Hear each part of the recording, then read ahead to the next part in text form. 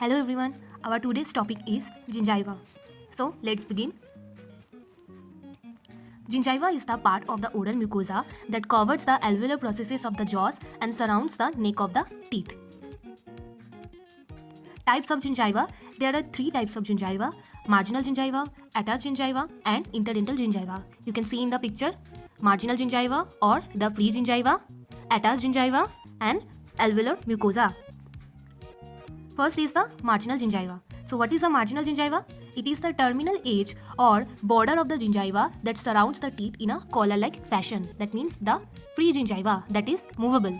In about 50% of the cases, it is demarcated from the adjacent attached gingiva by a shallow linear depression called as the free gingival groove. That means the junction between the marginal gingiva and the attached gingiva. In 50% cases, there is present a shallow groove which is known as the free gingival groove. What is the width of the marginal gingiva? Approximately it is 1 millimeter. Then there is attached gingiva.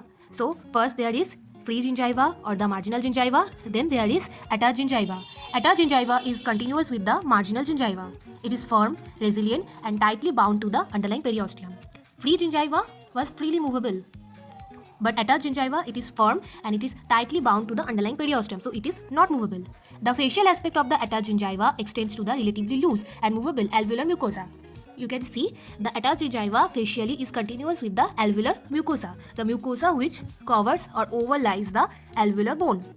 It is demarcated from the alveolar mucosa by a mucogingival junction. There is a definite demarcation between the attached gingiva and the alveolar mucosa. Clinically, you can also see it. This is known as the mucogingival junction. This is very important because mucogingival junction determines the width of the attached gingiva or the alveolar mucosa. The width of the attached gingiva on the facial aspect differs in different areas around the mouth. That means the width of the attached gingiva is not same all along.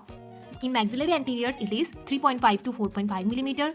Mandibular anterior, it is 3.3 to 3.9 mm. Maxillary premolar, it is 1.9 mm. And mandibular premolar is 1.8 mm. You have to remember the width because it is the most commonly asked viva questions.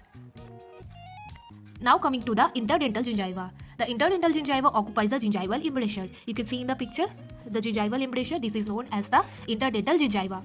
What is the gingival embrasure? It is the interproximal space between the area of the tooth contact.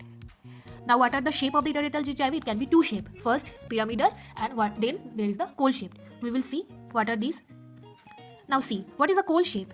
The cone shape presents a valley-like depression that connects the facial and the lingual papilla and that conforms to the shape of the proximal contact. Means in case of the posterior teeth, you can see that it is the posterior teeth and there is a valley-like depression just below the contact point. The contact point we are showing here and just below it there is a valley-like depression. It connects the facial and the lingual papilla. This is known as the cone shape. And in case of the anterior teeth, you can see the pyramidal shape. It is the tip of the papilla and located immediately beneath the contact point. The intervening portion consists of the attached gingiva. If diastema is present, means there is gap between spacing between two teeth, then the gingiva is firmly bound over the interdental bone to form a smooth rounded surface without the interdental papilla. That means if there is diastema or spacing present between two teeth, then there will be no interdental papilla. So this is the basic of the gingiva. In the next lectures, we will be seeing what are the microscopic features and the clinical features of the gingiva. Thank you.